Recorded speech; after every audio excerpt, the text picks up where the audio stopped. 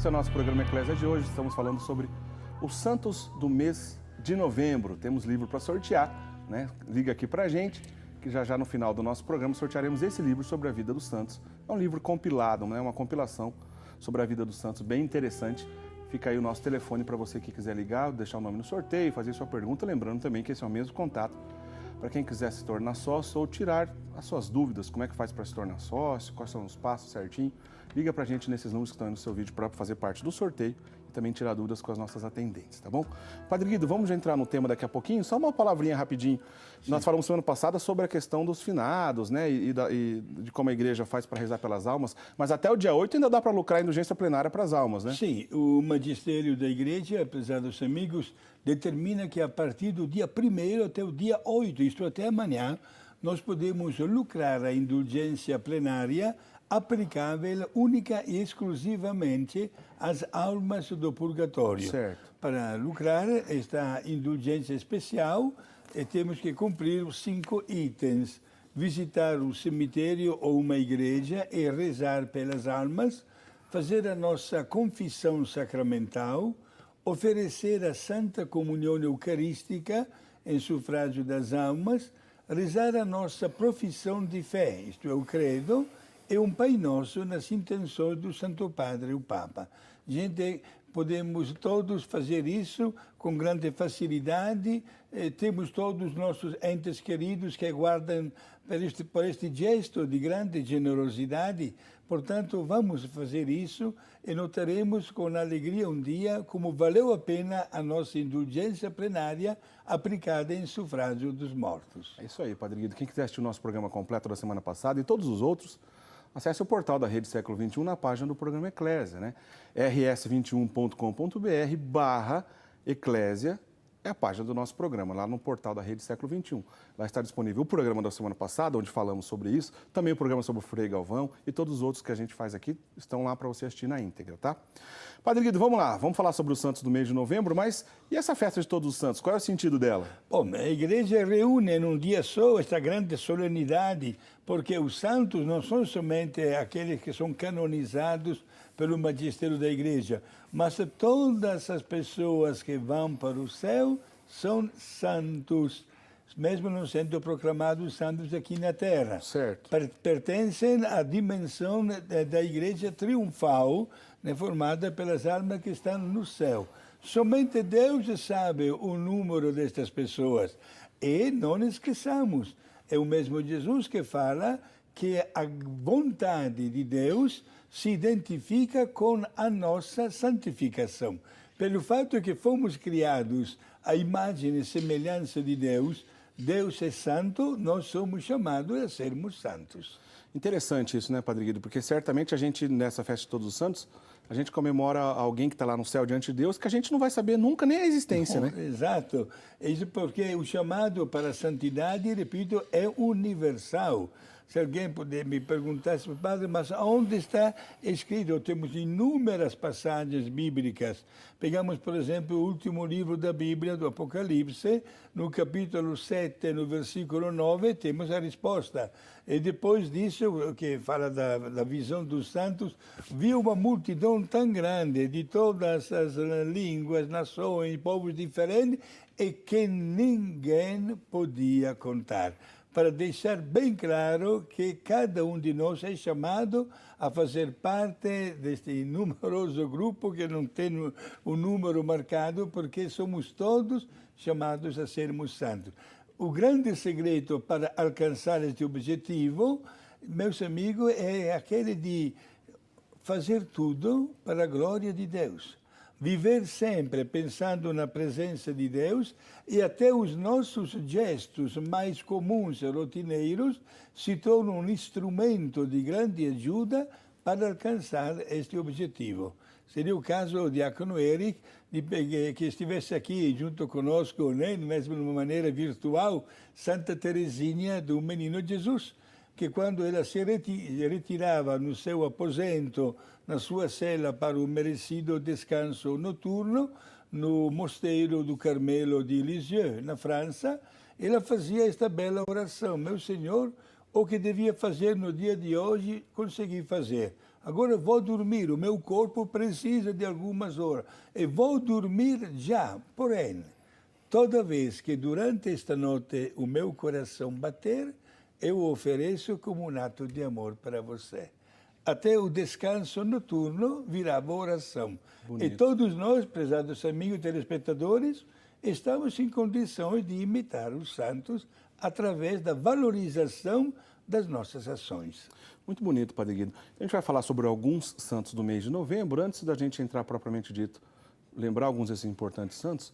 No mês de novembro, também no dia 9, a gente lembra, a liturgia lembra da Igreja Mãe, vamos dizer assim, né? Da sede, né? Da igreja, a sé apostólica do bispo de Roma, que é o Papa. Aliás, numa igreja onde tem enterrado dois importantes santos, né, Padre Guido? Os dois João. É verdade. João Evangelista e João Batista. Sim, esta grande basílica foi construída pelo imperador Constantino quando ele baixou um decreto de liberdade de culto dos cristãos. Olha, dá de ver agora esta imagem. A gente vai botar no ar daqui a pouco? A gente põe, diretor? A gente tem uma imagem da Basílica. Então põe pra gente um trechinho aí, por favor, enquanto a gente fala aqui, porque a gente tem uma matéria que a gente fez lá, tá aí, ó, na Basílica de São João Latrão, né? Tá lá na frente. Como o Padre Guido estava explicando, é a Igreja Mãe, né, Padre Guido, da igreja, de toda a fé católica.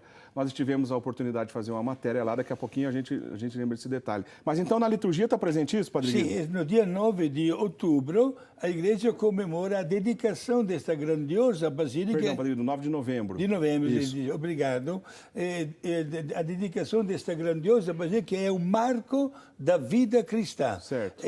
Já estamos no ano 313 e o imperador Constantino mandou construir, mas foi exatamente sob inspiração da mãe dele, que é Santa Helena. Certo. E é interessante, né, Padre Guido, que na matéria a gente mostra isso. Aliás, eu falei agora há pouco do portal da Rede Século XXI. Essa matéria que a gente está mostrando algumas imagens aí para vocês, está disponível também para assistir lá no nosso portal da Rede Século XXI, rs21.com.br/eclésia. Uma matéria exclusiva, um programa que fizemos sobre a Basílica São João Latrão. Tem mais imagem para a gente aí, diretor? Coloca para a gente um pouquinho mais, algumas imagens aí. Tá aí, ó.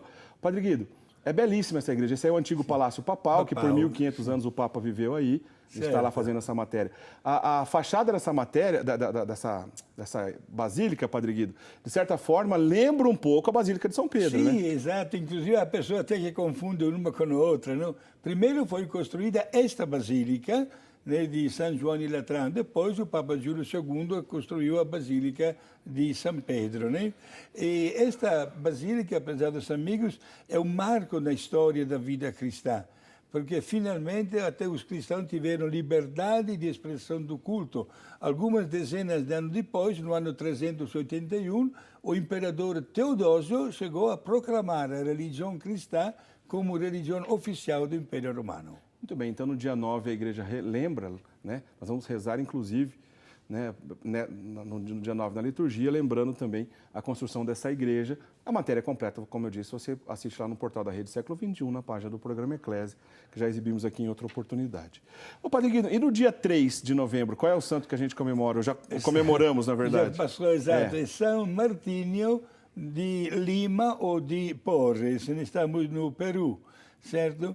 É um grande santo religioso que pertencia à ordem dos dominicanos. Ele preferiu, quando entrou neste mosteiro, neste convento, sentiu uma grande vontade de doar-se aos pobres. Certo. Fez questão de dedicar-se inteiramente, atendia centenas de pessoas. Era também como um farmacêutico, um enfermeiro, cuidava até das feridas dessas pessoas. Muita gente batia na porta do mosteiro à procura de um alimento, etc. E ele sempre pronto. Diz a história, minha gente, que trabalhava no jardim, na portaria, era também o sineteiro, ele que dava o sinal da disciplinar, cortava o cabelo dos 200 monges do convento. Olha que pormenor. Até isso, né? E quando lhe fizeram uma proposta de fazer os estudos e continuar para tornar-se sacerdote, ele optou para permanecer como um religioso. Simples. Interessante um pormenor. O carisma dos padres dominicanos é exatamente o carisma da pregação da palavra de Deus. Aliás, o nome dele é Ordem dos Pregadores, né? Exato. E Martinho de Torres fez questão de mostrar com o seu testemunho o valor da pregação falada. Bonito isso, Por isso, sim, foi um grande santo, venerado pela Igreja e, sobretudo, um homem de grandíssimo exemplo. Gente, ele chegou às vezes a ganhar bronca, desculpe a expressão, a bronca do seu superior, porque para atender aos pobres, ele chegava até na cozinha, tudo que encontrava, carregava e dava para os pobres. Mas mesmo com a bronca, nunca faltava comida. A providência diácono ele que surpreendia diariamente até aqueles monges, porque mesmo com tanta fartura que dava aos pobres, não faltava comida também para eles. Né? Bonito, né? Ele nasceu, então, em 1579 e morreu em 1639, né? Esse santo peruano, né? Nosso país vizinho, o Peru, São Martinho de Lima, né? Também conhecido como São Martinho de Porres, como o Padre Guido disse. Né? E não esqueçamos que a cidade de Lima deu também uma grande santa, né? Santa Rosa. Aliás, Santa Rosa de Lima é a primeira santa nascida no continente americano, né? Exato. Bonito. Ô, Padre Guido, agora sabe uma coisa que eu queria comentar, pensando ainda na vida de São Martinho de Lima? Há uma lenda, uma besteira que a gente encontra aí, alguns professores, inclusive, repetem isso em sala de aula, especialmente aqueles que não tem muito apreço pela verdade histórica, vamos dizer assim. Algumas pessoas vão dizer assim, olha, a Igreja Católica antigamente acreditava que os negros não tinham alma, maltratavam, etc., incentivavam a escravidão. A gente está diante de um exemplo aqui, Padre, alguém que nasceu em 1579, né? Ou seja, não fazia tanto tempo assim que o Brasil ainda nem tinha sido descoberto, né? E morreu em 1639, ou seja, num tempo que havia escravidão, né? E a gente tem um santo da igreja desse período. São Benedito também, né? Mais ou menos, não me lembro agora exatamente a data de nascimento de São Benedito, mas não está muito longe aqui desse período.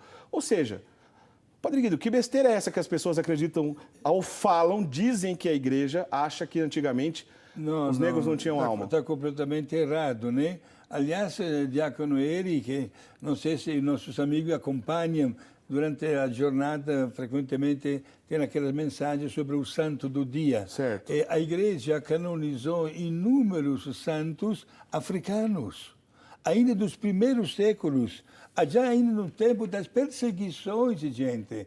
Absolutamente infundada esta expressão, né, digamos assim, de segregação, a gente não considerava, não. Gente, somos todos filhos de Deus, né? Vamos superar este conceito e procuremos ter sempre um grande respeito recíproco. São Benedito, só confirmando aqui, nasceu no ano 1524, São Martinho de Lima nasceu no ano 1579, e quando alguém falar para você isso, olha, a Igreja Católica antigamente, né, apoiava a escravidão, acreditava que os negros não tinham alma, você fala assim, como é que a igreja vai acreditar que um negro não tinha alma se tem santos negros canonizados, como é o caso, por exemplo, de Martinho de Lima, como é o caso, por exemplo, de São Benedito, como é o caso do Beato Padre Vítor brasileiro, que chegou a ser escravo, Padre Vítor brasileiro. Uma hora a gente fala sobre ele aqui, o Beato, nascido aqui no Brasil, né? E mesmo assim conseguiu ser sacerdote e é Beato da igreja. Então isso é uma bobeira, uma besteira tremenda, que vale aqui o nosso comentário, porque realmente tem muita gente que fala da igreja sem conhecer, mas às vezes de propósito também, né? Para acabar distorcendo um pouco a verdade de fé de maneira até desonesta. E especialmente isso acontece em sala de aula, infelizmente. Bom, Padre Guido, vamos dar na continuidade aqui, sequência então? Sim. Depois, né, no calendário agora do mês de novembro, depois que nós falamos um pouquinho aqui de São Martinho de Lima, tem um outro santo da sua terra, seu conterrâneo, Padre Guido, que é no dia 4, né? 4 de novembro. Quem é, Padre Guido? 4 de novembro é o grande padroeiro, né?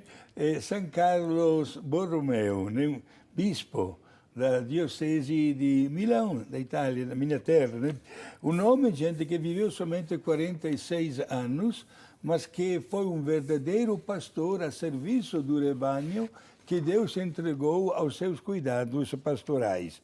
Um homem que viveu uma época muito delicada na história da igreja, certo. porque na sua juventude ele pôde acompanhar os trabalhos do famoso Concílio de Trento. Certo. Porque que foi a resposta que a igreja deu ao movimento da reforma protestante quando se apresentaram novas religiões, entre as quais o luteranismo, calvinismo e anglicanismo, né? Certo. Portanto, este homem que foi eleito sacerdote e devido às suas qualidades, logo foi até consagrado bispo, percorreu a sua diocese várias vezes, fiscalizando, incentivando, corrigindo, sobretudo, né, para que a doutrina fosse anunciada, e foi ele que lançou uma ideia dentro do Concílio de Trento que virou um documento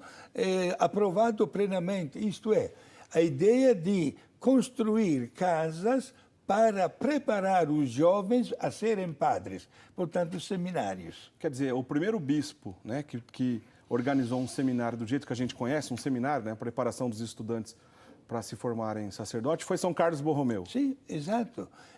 Institucionalizou, digamos assim, né, a formação dos jovens candidatos ao sacerdócio. Antes, alguém poderia perguntar, padre, antes, como é que se fazia? Os jovens frequentavam, digamos assim, sacerdotes qualificados, né, que conheciam determinadas disciplinas de teologia, de filosofia, e quando estava mais ou menos na altura de poder exercer o ministério do sacerdócio, o sacerdote o apresentava ao bispo, e o bispo, acreditando plenamente, o consagrava. Padre Guido, o São Carlos Borromeu, ele nasceu em 1538, Não é? 1538, na cidade de Arona. Arona é a região metropolitana de Milão? Sim, exato, uns 40 quilômetros da cidade de Milão, na diocese, naturalmente. E até hoje tem um monumento que lembra um pouquinho o monumento de Padre Cícero, aqui no nordeste do Brasil. É uma estátua bem grande. Bem altona, é chamado em língua italiana Carlone. Carlone, San Carlone. Entendi. Exato. É uma cidade muito humilde, mas foi aí que ele nasceu. Aliás, Padre Guido, a cidade que o senhor nasceu também é da região metropolitana de Milão, Sim, né? Como é que é o nome da sua cidade Chiari. mesmo? Chiari. Chiari, sim. Bom, a diocese de Milão é muito grande. É a maior diocese da Itália, inclusive até hoje chega na Suíça. Nossa, é uma diocese Tem várias bem grande. cidades da Suíça que pertencem à diocese de Milão. A diocese de Milão, inclusive, tem aquele rito próprio, que é o rito ambrosiano, que Santo Ambrósio fundou, né? Santo Ambrósio foi o formador de Santo Agostinho, né? Até hoje, né, Padre Guido, o clero dessa diocese celebra no rito ambrosiano, Perfeito, né? foi ele que batizou também Santo Agostinho, né? Santo Ambrósio, é verdade, Exato, é verdade. batizou. Olha só, gente, terra de grandes santos também lá, né? E que Deus continue abençoando também naquela diocese. Ô, Padre Guido, então, assim, o São Carlos Borromeu, esse exemplo de bispo, né, que nasceu em outubro de 1538, faleceu em 1584. Só para ter uma ideia aqui, deixar bem claro o que o Padre Guido falou, o Concílio de Trento começou em 1545 até 63. Até 63, 1563. Ou seja, boa parte da vida desse bispo foi para viver e botar em prática a chamada Contra-Reforma, como o senhor disse, que o Concílio de Trento tão bem organizou, né? Foi. E, Diaconelli, vale a pena lembrar que a situação até da igreja, seja na Itália como também nos demais países da Europa, não era das melhores. O século XVI foi marcado por um momento muito delicado na história, né? E, por exemplo, somente na Itália havia, naquela época, 5 papas ao mesmo tempo. Certo. E uma das primeiras coisas que o Concílio de Trento fez, acabou com os 5, se destituiu todos os 5, nenhum dos 5 foi considerado como verdadeiro Papa. Com isso, eu quero responder a uma pessoa que me mandou até um e-mail querendo saber qual dos 5 foi confirmado Papa. Nenhum. Nenhum, né, Padre Guido? Nenhum, todo mundo foi colocado de lado. Pois certo. Realmente tempos difíceis, mas essa contra-reforma católica, primeiro que não foi apenas um evento puramente humano, né? Foi a inspiração de Deus. Muitas ordens importantes da igreja nasceram nesse período, para citar apenas a ordem dos jesuítas, né? nasceu nesse período da Contra-Reforma e foi muito importante. São Carlos Borromeu é mais um desses personagens, esse bispo que foi o primeiro a organizar um seminário, como a gente disse agora há pouco, da maneira que a gente conhece, né? Que belíssima ideia ele teve, pegou essa ideia, né, Padre? Está até hoje, assim. Graças a Deus, porque, gente, a instituição dos seminários foi uma solução ideal para a formação e preparação do seminarista diante do seu ministério, né?